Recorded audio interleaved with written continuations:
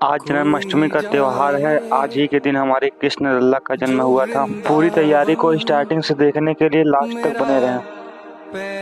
Hello guys, welcome to my new blog. तो आज जन्माष्टमी है और अपने मंदिर को सजाने के लिए हमें कुछ सामग्री की आवश्यकता पड़ सकती है, जैसे 4 बांस के डंडे, रस्सी और कुछ और सामग्रियां जो आप आगे देखेंगे।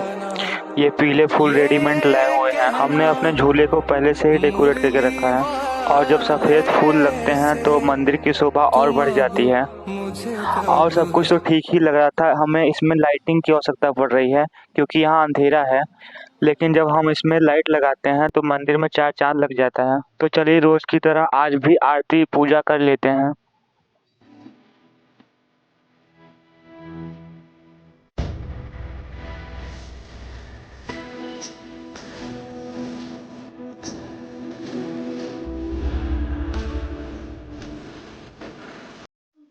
अब चलिए भगवान को जन्म देने की तैयारी कराते हैं। इसके लिए सबसे पहले टोकरी में फूल को रखना पड़ता है। फूल ऐसा होना चाहिए कि भगवान को गद्दी तार लगे और एक खीरे की भी आवश्यकता पड़ती है इसमें।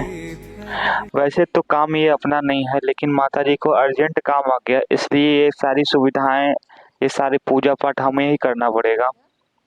कुछ सुगंधित फूल और रख लेते हैं और कुछ फूल बचाना भी है ऊपर से ढकने के लिए। भगवान के सारे वस्त्र उतार के उनको झुलाने की तैयारी शुरू हो गई है। भगवान की पूजा तो हो ही रही थी, लेकिन पसीना भी लगातार होते जा रहा था। हमारी छोटी बहन भी पूजा की विधि को बड़े ध्यान से देख रही थी। ऊपर से चुनरी से ढकना भी था। अब भगवान को किसी कोने में रख दें मंदिर के और यहाँ से हट जाएं। अब आना है आपको 12 बजे। 12 बजे तक हम लोगों ने मंदिर में गुब्बारे लगा दिए थे और हमने अभी को अपने झूले को कुछ फूलों से सजाया है और हमारी लाली बड़ी शांति से इस प्रक्रिया को देख रही हैं। वैसे ब्रज में हमारी राधा रानी को लाली के नाम से ही जाना जाता है। हमें अपना मंदिर इतना अच्छा लग रहा था कि बार बार अपने मंदिर को ही देखने का मन कर रहा था। अब 12 बजे के बाद वाला कार्यक्रम हमारा छोटा भाई करेगा। इधर थाली तैयार हो रही थी नहलाने के लिए और इधर टाइम भी हो गया था। अब सबसे पहले टोकरी में से भगवान को निकालना पड़ेगा। इनका अभी जन्म हुआ है, इसलिए इन्हें बहुत आराम से निकालना है। जन्म लेते ही सबसे पहले बच्चे को शहद चटाना है, ऐसी हमारी माता जी कह के गई हैं। और उसके बाद फूलों से सुसज्जित थाली में उनको नहलाना भी है। जल और पंचामृत से स्नान कराने के बाद, नहलाने के बाद इनको पोंछ लेते हैं।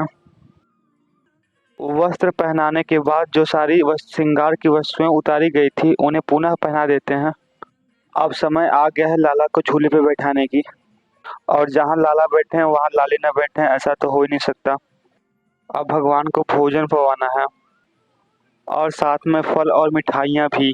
आप सबको पता ही है कि लाला का सबसे प्रिय भोजन मक्खन है, तो इसे कैसे खिलाना भूल सकते हैं। हम दोनों भाइयों के हिसाब से पूजा की सारी क्रियाविधि समाप्त हुई, तभी हमें याद आया कि धनिया का प्रसाद चढ़ाना अभी बाकी था, लेकिन अब शायद कोई क्रियाविधि शेष नहीं बची है।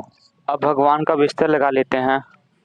लाला और लाली को शयन करा के मिलते हैं आपको ऐसे ही अगले ब्लॉग में। राधे राधे।